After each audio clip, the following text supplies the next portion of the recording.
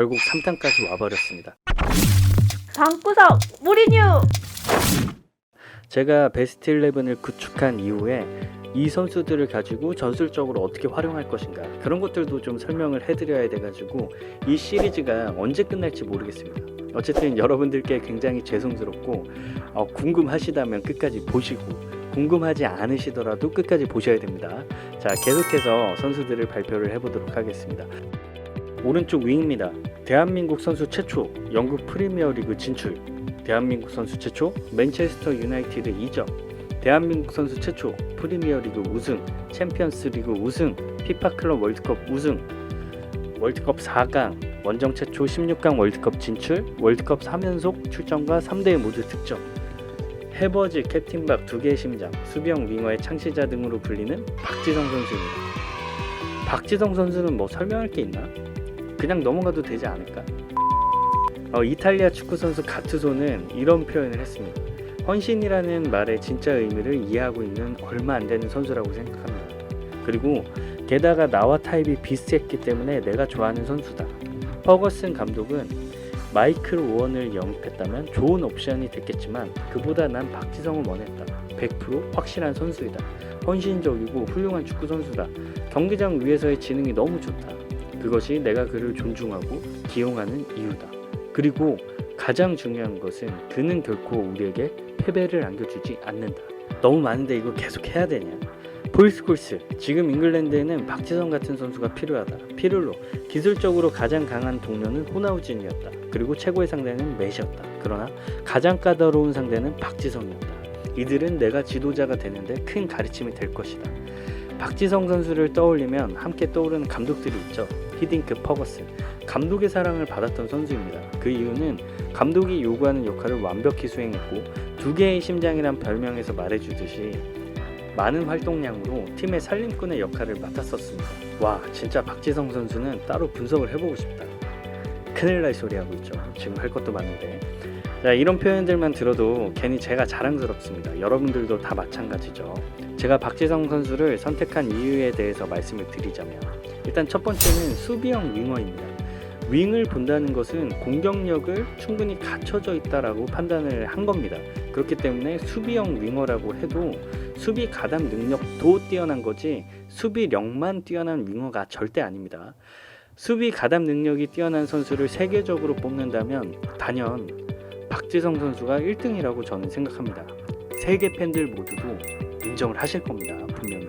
박지성 선수가 뛰는 경기에는 승률이 굉장히 높습니다. 이는 아르센 벵거도 인정을 했는데요. 박지성 선수가 뛴 경기의 승률이 매우 높은 것을 알고 있다. 그래서 이 점에 우리는 유의해야 한다. 이렇게 말을 했었죠. 박지성 선수가 윙에 들어갈 경우에는 윙백의 수비 부담은 현저히 낮아집니다. 이는 결과적으로 윙백의 공격 가담을 증가시키게 되고 공격 시에는 상대 수비수보다 많은 공격수를 가지고 있기 때문에 공격 루트를 다양하게 만듭니다. 공격수가 많아지면 수비 간격이 넓어지게 되겠죠. 공격 가능한 공간이 넓어지는 것은 결과적으로 골을 넣을 확률이 높아지는 효과를 나타내게 됩니다. 박지성 선수가 수비형 윙어라 해서 수비에 도움이 된다는 말은 사실입니다. 그런데 박지성 선수의 수비는 팀의 공격력을 업그레이드 시키는 점을 여러분들이 분명히 아셔야 합니다. 새로운 사실을 알게 되신 거죠. 네, 두 번째는 해결사 기질입니다. 박지성 선수의 이미지가 지나치게 수비형 윙어로만 보여지는데 여러분들 잘 기억해 보시면 대표팀에서 가장 중요한 순간에 해결사 역할을 한 선수는 박지성 선수였습니다.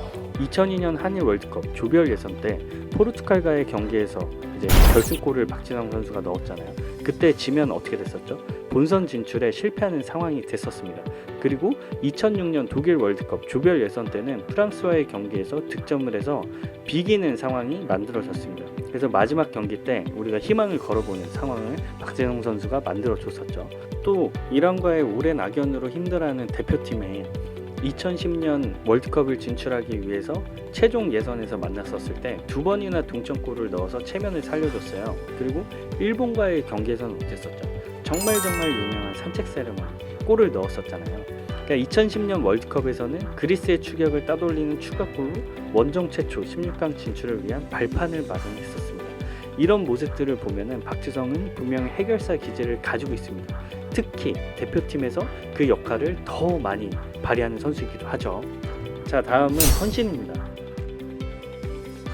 자, 팀을 위해서 뛰는 사람, 그리고 팀을 위해 희생하는 사람, 팀을 위해 자신의 욕심을 버릴 수 있는 사람이 박지성 선수입니다. 많은 분들이 아시는 일하지만 챔피언스 리그 결승전에서 제외됐었던 일이 있었죠. 당시 퍼거슨 감독이 마지막까지 결정하기 어려웠다라고 말할 정도로 박지성 선수를 제외하는 것이 굉장히 어려운 일이었습니다. 그럼에도 팀의 결정을 존중하고 그 선택을 받아들이는 성품에 많은 해외 팬들과 국내 팬들이 감명을 받았었죠. 박지성 선수는 결국에는 시련을 극복하고 챔피언스 리그 결승전을 밟았었습니다. 결론은 박지성 선수는 팀에 정말 필요한 선수다. 어느 팀이든 소속팀이든 국가대표팀이든 정말 필요한 선수다라고 말씀을 드리고 싶고요. 박지성 선수의 단점은 없어요. 제가 감독이니까 제 눈에는 없습니다. 왜 없냐는 질문도 안 받겠습니다. 제 마음이니까요. 자, 다음은 왼쪽 윙으로 한번 넘어가 보겠습니다. 요즘 이 선수 보는 맛으로 축구 보시지 않나요? 어떤 한국 선수가 무리뉴랑 투샷을 잡힐 것이라고 상상을 해봤겠습니까? 현재 대한민국 축구 국가대표팀의 캡틴 손흥민 선수입니다. 손흥민 선수 골 영상 장면만 편집한 동영상을 봐도 여러분들 기분이 굉장히 좋아지는 효과가 있잖아요. 아무튼 손흥민 선수는 공격적인 장점이 매우 많은 선수예요. 먼저 드리블. 손흥민 선수는 기교를 많이 사용하는 타입은 아닙니다. 대신에 스피드를 활용한 드리블 능력이 굉장히 뛰어난데요. 특히 시저스 드리블, 시저스를 사용하고 이제 쳤을 때 상대 선수가 알고 있어도 마무리까지 동작이 워낙 빠르기 때문에 수비가 반응하기 매우 어렵습니다. 단순한 패턴의 드리블이지만 수비는 늘 당황할 수밖에 없어요. 또한 스피드를 활용한 드리블, 일명 치달이라고 하죠. 한번 치달을 시작하면 손흥민 막을 수 있습니까? 절대 못 막아요. 수비 입장에서 손흥민을 막으려면 두 가지 선택을 해야 합니다. 태클로 저지를 하든지 아니면 파울을 하든지. 이거 아니면 손흥민 선수를 절대 막을 수 없습니다. 두 번째, 슈팅. 대한민국 출신 중에 최고이지 않을까요? 슛이 정말 좋은 선수는 많습니다. 그런데 정확도까지 갖춘 선수는 많지 않죠. 특히 인사이드, 인스텝, 이 슛 모두를 완벽하게 할 수 있고 거기에 플러스 양발까지 가능하다. 이런 치트키는 어디 없죠. 손흥민 존을 여러분들 아시죠? 그 손흥민 존은 오른발잡이인 손흥민 선수가 왼발로 걸렸다면 넣는 존입니다. 이러한 슈팅 능력을 갖추기 위해서 손흥민 선수가 얼마나 노력을 했겠어요. 제가 다 상상이 안 돼요. 손흥민 선수는. 그래서 손흥민 선수를 세계 최고의 수비수들이 진짜 막기가 어려워요. 양발을 다 사용해 버리니까 이게 때릴지 접을지 판단이 안 서는 거예요. 진짜 까다로운 공격수죠. 그런데 달리기까지 겁나 빨라. 이건 수비수 입장에서 진짜 짜증날 노릇이죠. 다음은 오프 더 볼입니다. 손흥민 선수의 스피드를 잘 사용하려면 결국에는 수비 뒷공간을 침투하는 손흥민 선수에게 정확하게 패스를 전달을 해줘야 해요. 이런 오프 더 볼 움직임이 토트넘 이적 후에 완성 단계에 접어들었다고 보여집니다. 경기를 보면은 손흥민 선수의 움직임이 매우 좋은데 그곳에 패스를 넣어줄 선수가 현재 토트넘에 없다고 보여질 정도로 움직임이 굉장히 좋아요. 만약에 손흥민에게 사비나 이니에스타 이런 선수들이 같이 있었다면 아마도 더 많은 골을 넣을 수 있었겠죠. 마지막으로 체력을 꼽고 싶습니다. 이 부분을 굉장히 좀 강조를 해보고 싶은데 손흥민 선수가 체력이 좋다고 평가받는 부분은 많은 경기를 소화한다 정도로 많이 알려져 있어요. 한국을 왔다 갔다 한다 아니면 세계를 왔다 갔다 한다 이런 부분에 대해서만 알려져 있는데 저는 다른 부분을 좀 말하고 싶어요. 어떤 부분이냐면 스프린트 이후에 다시 스프린트를 할 수 있는 몸 상태로 회복하는 능력, 이게 매우 뛰어나다라고 말을 하고 싶습니다. 이게 어떤 차이를 나타내냐면 손흥민 선수가 스프린트를 할 때 수비도 같이 뛸 거 아니에요. 그러면은 같이 지치게 되는데 이때 손흥민 선수가 회복 속도가 더 빠른 거예요. 그렇기 때문에 다음에 같은 상황이 나오면 손흥민 선수가 더 유리하게 돼버리는 거죠. 이게 반복적으로 이루어진다. 그러면 수비는 달려가는 순간에 손흥민을 바로 포기해버리게 됩니다. 그 결과 수비 라인이 붕괴되고 공격 성공률은 높아지게 되죠. 번리전에 80m 드리블 할 때도 수비수들이 설마 80m를 달려가겠어? 라는 생각도 했겠지만 처음부터 손흥민 선수와 같이 달렸던 선수들을 한번 봐보세요. 이미 페널티 에어리어 직전에 진입하기 전에 포기를 해버려요. 스프린트를 상대적으로 많이 하는 손흥민 선수가 회복 능력이 뛰어나기 때문에 후반 30분이 지난 그 시점에도 많은 선수들이 지쳐있을 때 폭발적인 스피드를 낼 수 있는 거죠. 결과적으로 손흥민 선수는 경기가 종료될 때까지 골을 넣을 수 있는 확률이 굉장히 높은 선수라 이렇게 좀 표현을 하고 싶습니다. 이제 마지막이네요. 대한민국 국가대표팀의 스트라이커. 와, 정말 많은 고민을 했는데요. 제가 고민한 선수는 이동국, 박주영, 안정환 선수입니다. 이동국 선수는 상대적으로 월드컵 출전 시간이 적어요. 뭐 부상도 있었고 제외도 있었고, 사실 이동국 선수만한 스트라이커는 없다고 생각하는데 아쉽게도 월드컵 활약이 좀 미비해서 제외를 했습니다. 다음은 박주영 선수인데요. 정말 축구 천재죠. 이제 이천수 선수와 함께 축구 천재라고 부를 수 있는 선수인데, 이 선수와 실제로 뛰어본 사람은 다 압니다. 진짜 훌륭한 선수고, 아마 80년대 중후반 출생 선수들은 제 말에 동의를 아마 할 거예요. 그리고 제가 정말 좋아하는 축구 선수예요. 근데 제외를 했습니다. 그 이유가 뭐냐면 월드컵 득점이 안정환 선수보다 적어요. 물론 출전 그 시간과 기록 차이에 있어서 좀 비교를 하기는 어렵겠지만, 그래도 안정환 선수는 동점골, 뭐 한 번 골든골, 역전골, 그런 걸 모두 넣어본 선수예요. 그래서 선택한 선수가 안정환 선수입니다. 잘생긴 외모와는 다르게 어린 시절부터 파란만장한 삶을 살아온 선수인데요.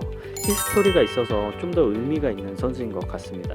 안정환 선수를 선발한 이유는 득점력입니다. 안정환 선수가 득점력이 높다고? 자, 국내는 제외를 하겠습니다. 이탈리아 한번 가보시죠.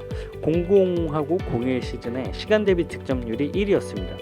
외인들을 기준으로 한 전체 평점이 6점으로 상위 25% 정도에 해당이 되고, 일본으로 이적을 했었을 때 시미즈 에스펄스에서 팀은 11위를 기록했지만 팀 내 가장 많은 득점인 11득점을 했어요. 이게 만약에 안정환 선수가 상위권 팀에 있었더라면 더 많은 득점을 했을 거다, 그런 이야기도 나왔었고요. 요코하마 이적 후에 우승을 좀 하기도 했었는데 25경기에 12득점, 조금 낮은 비율이라고 생각을 할 수 있지만 제로톱에 가까운 전술을 구상하기 위해서 전술 구상상 안정환 선수의 역할이 매우 중요하고요. 두 번째는 드리블 능력이에요.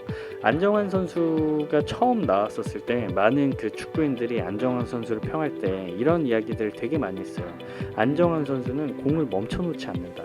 항상 공을 잡아 놓을 때도 이동 트래핑을 하고 그 공을 가지고 치고 나가면서 공격적으로 위협을 주는 선수의 유형이다, 이런 식으로 표현을 했는데, 이러한 성향이 팀의 공격 템포를 굉장히 높입니다. 공격 시에 빠른 전개가 가능하고 빠른 결정을 지을 수 있는 장점을 만들어줘요. 그리고 공격 선수들이 움직일 수 있는 활로를 직접 만들어주는 스타일이에요. 수비를 좀 분산시키고 결과적으로 동료가 이선 침투를 좀 용이하게 해주는 그런 스타일이죠. 시간이 길어지다 보니까 제가 너무 조급하게 이렇게 설명한 부분도 있고 아쉽게 좀 설명한 부분도 있는데 여러분들이 이해를 좀 해주시고, 제가 구성한 이 베스트 11에 대해서 저는 100% 만족을 합니다. 그래서 이 베스트 11을 가지고 다음 시간에는 전술적으로 좀 어떻게 운영을 해볼 것인지 여러분에게 안내를 좀 해보도록 하겠습니다. 오늘도 여러분들 너무 고생하셨고 다음 시간에도 유익한 내용으로 찾아뵙도록 하겠습니다. 감사합니다.